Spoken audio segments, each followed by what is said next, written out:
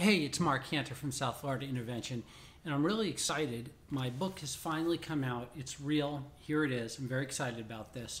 I'm very excited to share it with other professionals, people in the treatment field, and also families, of course, that are in need of getting their son or daughter or loved one into treatment.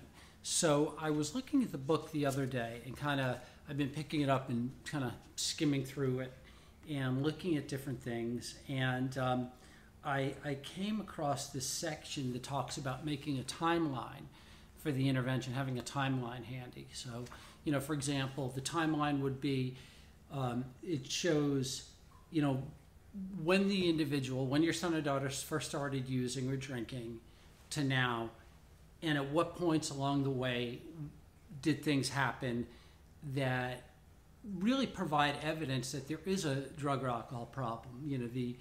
The getting picked up by the police, a DUI, perhaps a possession charge, perhaps getting thrown out of school, perhaps being fired from work, all these things along the way.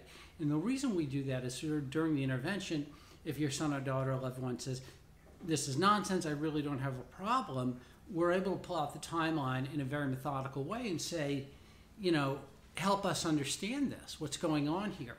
And it's a visual aid, and then they get to see it and they say, all right, that's a lot of evidence there, it's in their face. But one of the things that came up for me personally, and I use this as an example in the book, is that when I was 15, I think 14 or 15, my parents sent me on a teen tour to Israel, and they're still mad at me for this. And I got kicked off the teen tour. And that's the kind of thing that I would put on the timeline, right? I wasn't drinking and I wasn't drugging at the time. That would come years later. But why is that relevant? Well, that is not a direct correlation to drinking or drugging. That's like a DUI might be, or getting fired from work because you were found to be drinking on the job. But what it is for me, it's a sign of unmanageability. And that's what I'm looking for a lot of times. I'm looking for those kind of the telltale signs of unmanageability.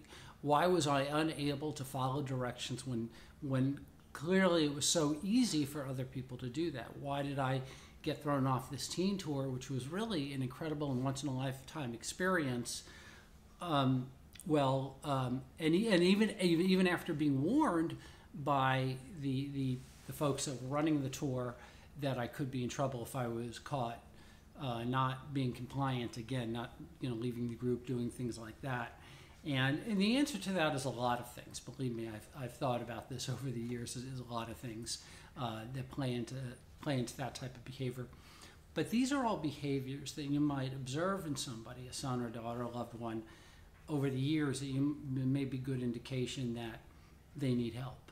It kind of comes back to the unmanageability. After I graduated college, I went through a lot of jobs, right? Not necessarily being fired. I would interview for jobs, I would take them, and then I would quit. What was that about? It was about, was it about the spiritual hole that existed here that I couldn't fill? It was about feeling shame or fear or the longing for something that wasn't the I need a drink feeling. I don't know, all those things. But they are signs. They are signs of unmanageability.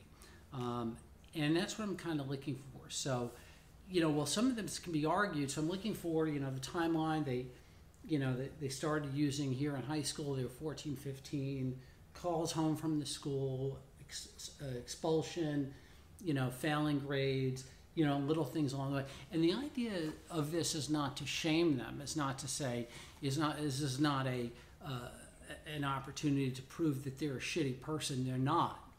They're not a bad person. They're a sick person needing to get well. But all these things indicate the unmanageability of one's life that is very common with an addict or an alcoholic. And I think it's all these things. And to present this this way, we're not blaming you for these things. We're not angry at you for these things. But what was going on here in your life? Why were you struggling? Clearly you were in some pain, or there was some struggle that you exhibited this behavior. And then there's the drinking and the drugging and all those things. And that's why we're sending you to treatment. This is why you need treatment. the drink or drug, and I've said this a lot and I'll say it again, is just a symptom of a greater problem, right? Is a symptom of unmanageability, is a symptom of fear, is a symptom of shame, low self-esteem, all these things, right? So when you go to treatment and you stop drinking, it's not just to stop drinking, fit into that little box. It's about a higher quality of life. That's the goal, right? So it's not enough to just stop drinking or just stop drugging, but have a crappy life. That's not it. That's not what we're looking for here.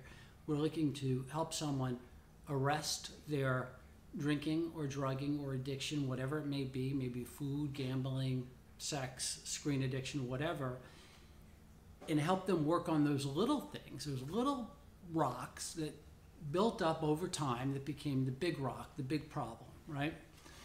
And get them to a place where their quality of life is significantly improved, which, by the way, never ends. I look back in my first year of sobriety, and the difference between the day I came into treatment and the day I picked up my first year chip was a miraculous difference between who I was then and over that year.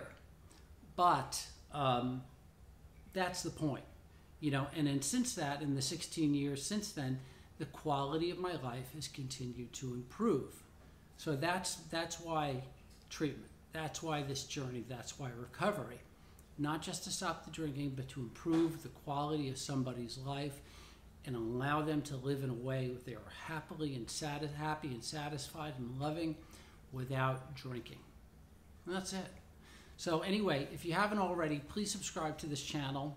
Please check us out at southfloridaintervention.com, southfloridaintervention.com.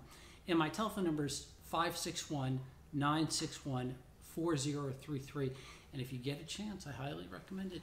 Please go on Amazon or Barnes & Noble and pick up a copy of How to Do an Intervention, a step-by-step guide for parents. I think there's a lot of good stuff in here. Anyway, thanks for watching this. Have a great week. Be back to you soon. Bye-bye.